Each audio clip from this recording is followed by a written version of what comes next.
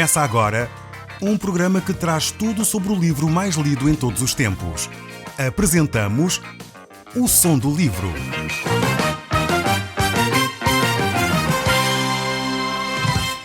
Seja muito bem-vindo. Neste podcast vai encontrar o livro mais conhecido e lido em todo o mundo. Vamos levá-lo numa viagem pela história da humanidade. Este é um audiolivro para si, para a sua família e sociedade em geral. Contextualização e comentários de Paulo Chaveiro. Nós no último programa já ficámos nesse capítulo onde vimos que havia uma profecia clara da parte de Deus acerca do período em que o cativeiro iria decorrer. Esse período era 70 anos.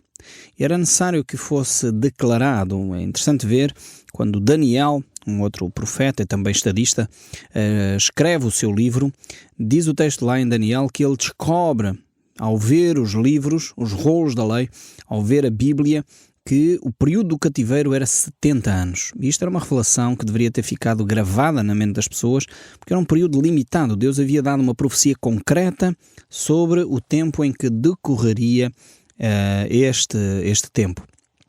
Mas mesmo assim, isto não ficou gravado no coração do povo de Judá. Deus realmente estava preocupado em restaurar esta nação, mas esta nação estava tão longe de Deus que já não ouvia absolutamente nada. Os últimos reis que Israel tinha tido, Joaquim, Jeconias, Zedequias, eram os últimos reis desta nação depois de Josias, conduziram cada vez mais o povo a um afastamento de Deus. E cada vez mais também um formalismo religioso oco e vazio. As cerimónias eram feitas, mas já não tinham significado absolutamente nenhum. Mas o povo estava longe, o coração do povo estava longe de Deus. Nós então estamos em Jeremias, capítulo 25, verso 15.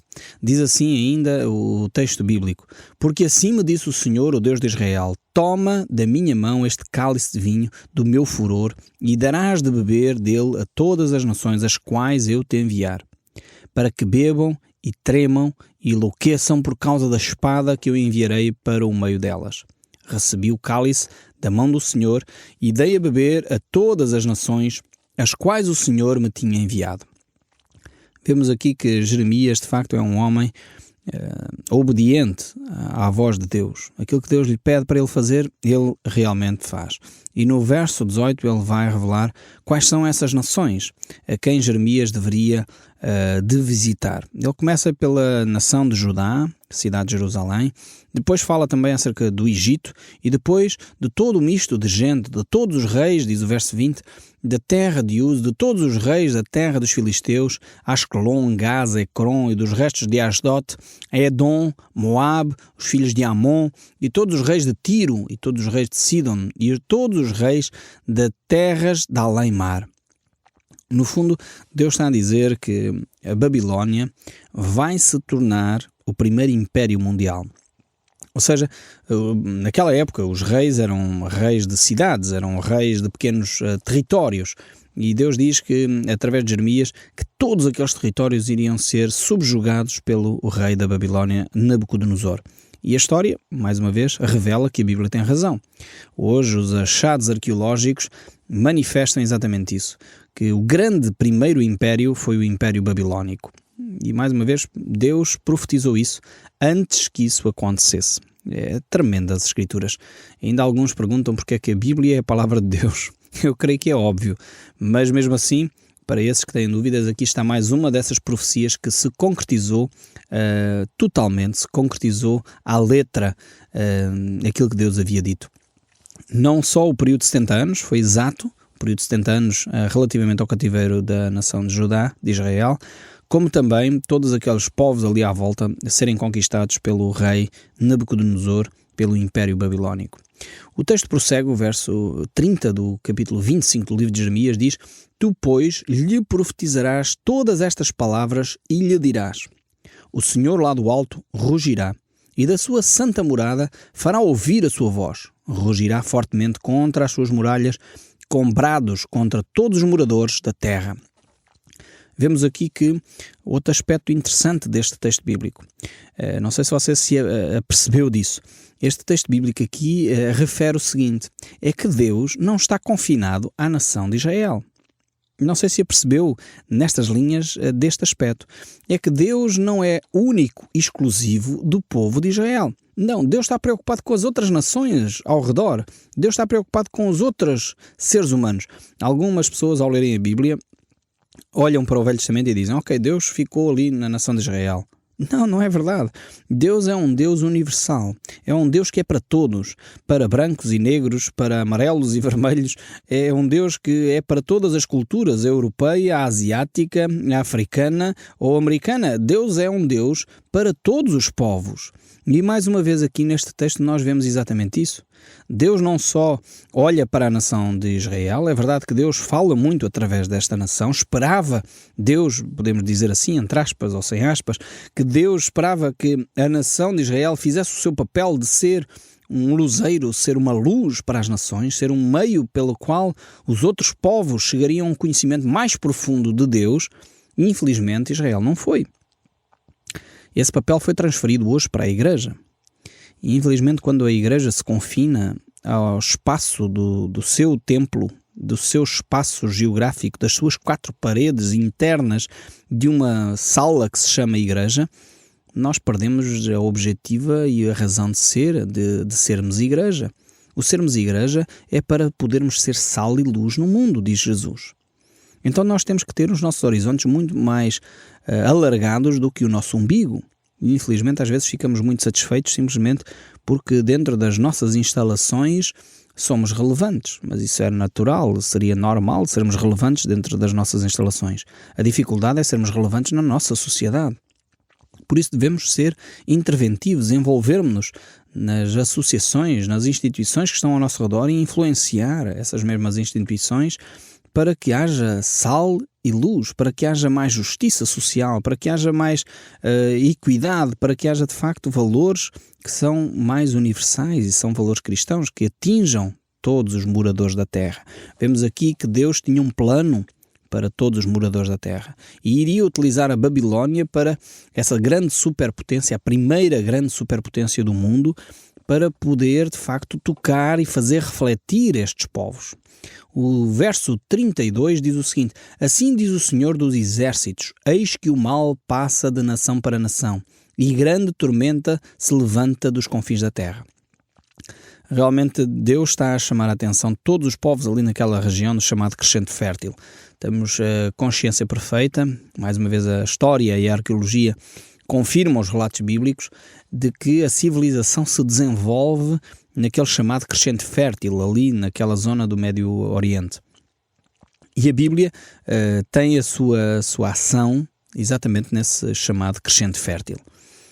Eu acho fantástico como a ciência, mesmo dizendo ser uma ciência que não acredita em Deus, mesmo dizendo que Deus não criou nada, mesmo dizendo que Deus não existe, as evidências arqueológicas, as evidências científicas provam exatamente o contrário. Às vezes é só porque não queremos ver Deus nas páginas da história. É porque não queremos ver Deus na presença das descobertas científicas, porque se fôssemos realmente pessoas com um bocadinho mais de humildade, provavelmente estaríamos muito mais à frente nas nossas descobertas. Porque se percebêssemos que por detrás das coisas existe um ser inteligente, um ser pensante, um ser que se chama Deus, que intervém na história, então de facto nós seres humanos teríamos provavelmente evoluído muito mais do que evoluímos até aqui. Mas este texto bíblico aqui só nos refere que Deus está envolvido no processo histórico. Deus não está ausente da história. A nação babilónica que se torna um império tem a presença de Deus aí nesses aspectos. Não quer dizer com isto que Deus está a validar ou a aprovar a chacina que a Babilónia cometeu. Não é isso que o texto bíblico está a dizer. Deus está a dizer que utilizou esse povo para fazer o seu povo refletir, para fazer a nação de Israel refletir. E às vezes Deus utiliza até pessoas que são contrárias a Deus, pessoas até que se dizem ateus, pessoas até que se dizem que são agnósticos ou que se dizem outra coisa qualquer, utiliza essas pessoas para fazer os cristãos refletir. Eu lembro perfeitamente, enquanto estava no escritório onde eu trabalhei há alguns anos, e ali tentava anunciar a minha fé, ali tentava ensinar o pouco que conhecia da Bíblia àqueles colegas de trabalho, E a certa altura eles começavam a reconhecer isso. Mas quando eu falhava, eram aqueles que diziam que nem crentes eram, que nem cristãos eram, que não eram nada. Diziam, então mas chaveiro, então tu dizes que Deus faz assim, Deus faz assado e agora tu estás a fazer isso. Um cristão não faz isso. Então Deus utilizava aquelas pessoas que se diziam ateus, se diziam agnósticos, que se diziam não praticantes, para me corrigir a mim, que supostamente conhecia a Bíblia, que supostamente entendia das coisas de Deus. E Deus faz isso continuamente. Ainda hoje Deus faz isso. Utiliza pessoas que não o conhecem para corrigir aqueles que são os seus filhos. E foi o que Deus fez aqui com Nabucodonosor. Mas é interessante que depois Deus quis se revelar a Nabucodonosor. No final da vida dele, Nabucodonosor reconheceu quem Deus é. Isto, o trabalho fantástico através desse jovem Daniel, e aqui tem que ser mais uma vez ressaltado o papel dos jovens na divulgação da fé. Daniel, um exemplo vivo de um servo de Deus que se tornou um dos ministros mais importantes, o primeiro-ministro, podemos usar assim, do Império Babilónico, e ele tornou-se de facto um ícone da vida espiritual e levou Nabucodonosor a reconhecer quem Deus é. E quando lá chegarmos, certamente iremos tirar também muitas lições para nós quando chegarmos ao livro de Daniel. Mas voltando aqui a Jeremias, capítulo 26, estamos no verso 2, diz assim: assim diz o Senhor, põe-te no átrio da casa do Senhor e diz a todas as cidades de Judá que vêm adorar à casa do Senhor todas as palavras que eu te mandar que lhes digas, não omitas nenhuma palavra sequer.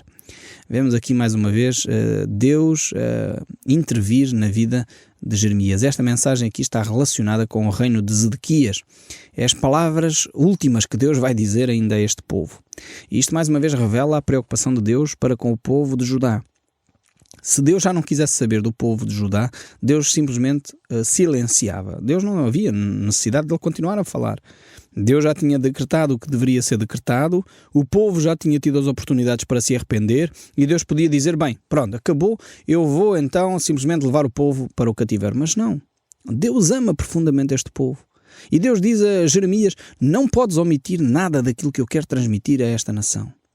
Não podes esconder aquilo que eu tenho para lhe dizer. São coisas que muitas vezes são duras, mas mesmo assim são necessárias ser ditas. E diz o verso 3, bem pode ser que ouçam e se converta, cada um do seu mau caminho, então me arrependerei do mal que intento fazer-lhes por causa da maldade das suas ações. Vejam como Deus é um Deus bondoso. É um Deus que está à procura de oportunidades para abençoar. É por isso que às vezes eu não consigo, desculpem a minha sinceridade mais uma vez, mas eu às vezes não consigo perceber as pessoas que acham que Deus é um Deus maldoso, um Deus que está à procura de oportunidades para maltratar o seu povo. De forma alguma. Deus manifesta aqui mais uma vez, Ele anseia que o povo se arrependa, que o povo diga, eu errei nesta área, não devia ter adorado imagens, não deveria ter mentido, não deveria ter corrompido, não deveria ter falseado, não deveria ter enfim, tantas coisas que infelizmente nós fazemos que desonram o nome de Deus. E Deus diz, eu estou a dar mais uma oportunidade à espera que o povo se arrependa, à espera que eles se voltem para mim.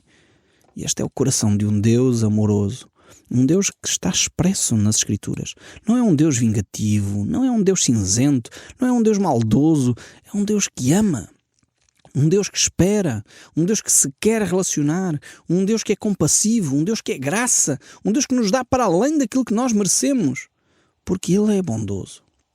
E o verso 4, ele segue a dizer, diz-lhes, pois, assim diz o Senhor, se não me derdes ouvidos para andardes na minha lei que pus diante de vós, para que ouvisses as palavras dos meus servos, os profetas, começando de madrugada vos envio, posto que até aqui não me ouviste.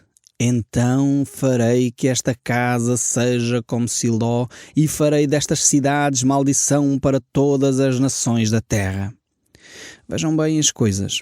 Temos que fazer aqui uma pequena recapitulação dos acontecimentos históricos desta altura. Jeremias já vinha a anunciar a palavra de Deus há décadas, estamos a falar de décadas. Tivemos um bom período em que Josias, o primeiro rei que nós vimos, tinha começado a ouvir as palavras de Deus, estava a fazer reformas. Entretanto, ele morreu porque desobedeceu a Deus. Vieram mais 4 reis. Jeremias continua a anunciar a palavra de Deus. E mesmo assim, depois é espancado, já vimos isso, é preso, já vimos isso. Zedequias vem e apela, diz lá o que é que Deus diz, e Deus agora volta a dizer, Arrependam-se, é isso que eu quero de vocês. Deus está a dar de novo uma oportunidade. Nabucodonosor está às portas da cidade para conquistar a cidade. E Deus diz mesmo assim, se vocês se arrependerem, eu travo esta situação. Mas o povo continua sem se voltar para Deus. Querem matar Jeremias. Há 3 grupos aqui de resistentes. Há os governantes, portanto os políticos, os príncipes, há os sacerdotes, os religiosos e depois há o povo em geral, que já não ouve, não quer ouvir a mensagem de Deus, mesmo que Deus esteja a derramar o seu coração, mesmo que Deus esteja a dar mais uma oportunidade a esta nação.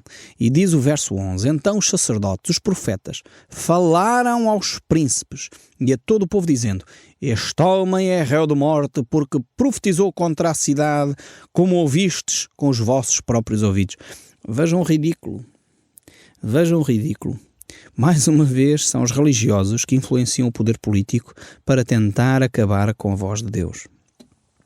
E, infelizmente, este quadro repete-se ao longo da história. Infelizmente, há sempre religiosos que não têm relacionamento com Deus, que querem acabar com a voz de Deus no meio do povo. Isto aconteceu em Jeremias, aconteceu no tempo de Jesus, em que Jesus foi frontal e disse, vocês são hipócritas, são sepulcros criados por fora, bonitos por fora, mas por dentro é morte. Jesus foi extremamente frontal com os religiosos, mas continua a acontecer infelizmente ao longo dos séculos. A gente vê as cruzadas, a gente vê as inquisições, a gente vê tanta barbaridade feita supostamente em nome de Deus, que não tem nada a ver com Deus. E foi o que aconteceu aqui mais uma vez com Jeremias. Os sacerdotes são os primeiros a se levantarem e vão influenciar o poder político para terminar com aquilo que Deus estava a querer fazer no coração do povo. E não me estranha se hoje voltar a acontecer. Que alguns religiosos se levantem contra a Bíblia não é de estranhar. Que alguns que até se dizem cristãos e que são sacerdotes, que se levantem contra o ensino das Escrituras não é de estranhar. Isto tem acontecido ao longo da nossa história, onde os meus filhos estão inscritos na escola.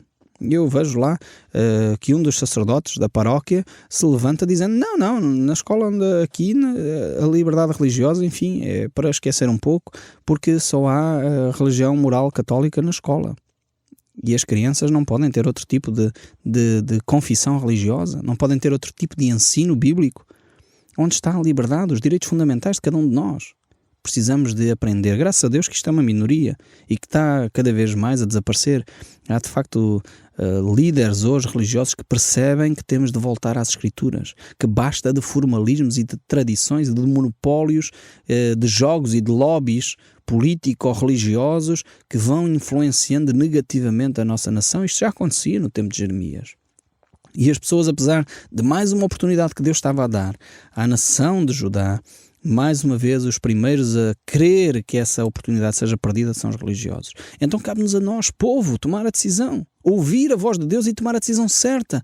Não ficarmos influenciados desta forma. Temos de ouvir com ouvidos de ouvir. Jesus dizia isto. Quem tem ouvidos para ouvir, ouça. Eu sei que é complicado para muitos de nós. Vivemos uma tradição tremenda e depois descobrimos que essas tradições que nos foram ensinadas, muitas delas não estão certas. Muitas delas, graças a Deus, estão. E devemos preservá-las e guardá-las e promovê-las. Mas muitas delas não estão certas. E as que não estão certas, diz as Escrituras, temos que abandonar. Porque aquele que não abandona o seu pecado, aquele que não confessa e não deixa, não prospera. Eu estou a citar o livro de Provérbios ao contrário, não sei se repararam.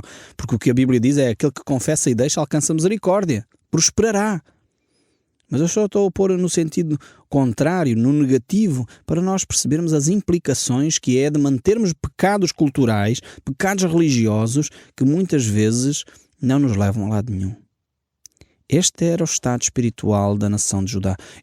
A minha oração, o meu desejo sincero, vocês sabem que eu convosco abro o meu coração. O meu desejo sincero é que, de facto, o nosso povo se possa voltar entusiasticamente para Deus. Possa voltar àquilo que é os rudimentos da fé cristã. Voltar à Bíblia. E eu estou a falar para católicos, evangélicos, protestantes, todos aqueles que se dizem cristãos, que dizem sinceramente que amam a Cristo, que amam a Deus. Eu digo a esses, voltem às Escrituras. Porque é aquilo que a Bíblia diz para nós fazermos. Ouçam a minha voz, disse Deus, acabou de dizer a Jeremias. Não deixes de anunciar.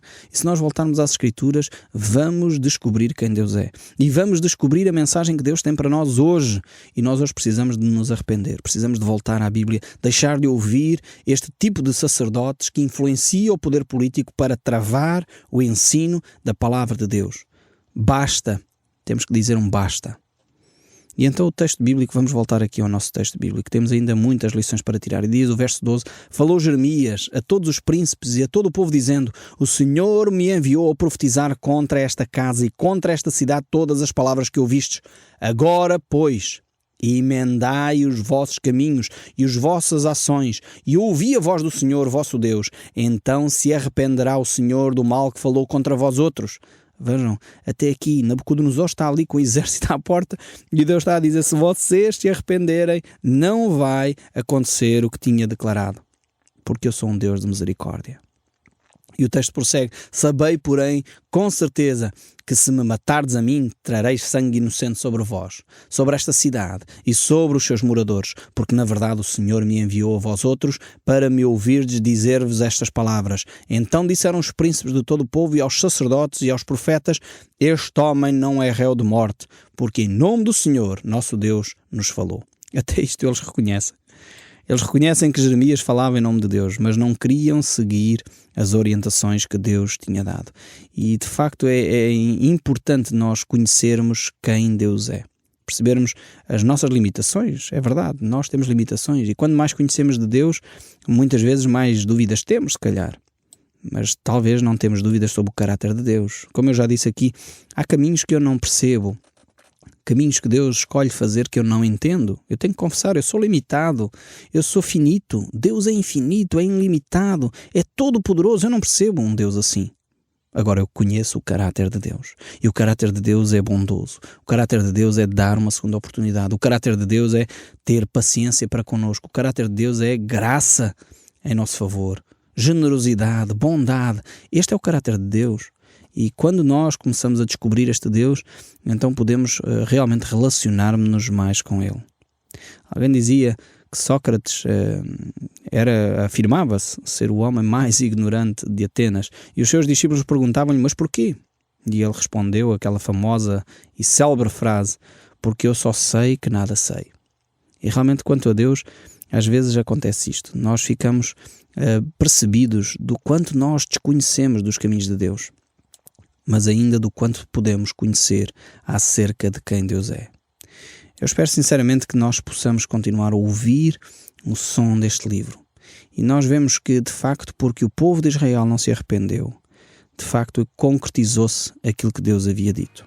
E o povo de Israel está a chegar ao fim deste processo. O som do livro, uma produção da Rádio Transmundial de Portugal.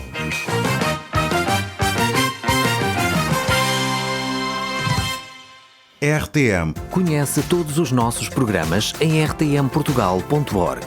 Uma produção da Rádio Transmundial de Portugal.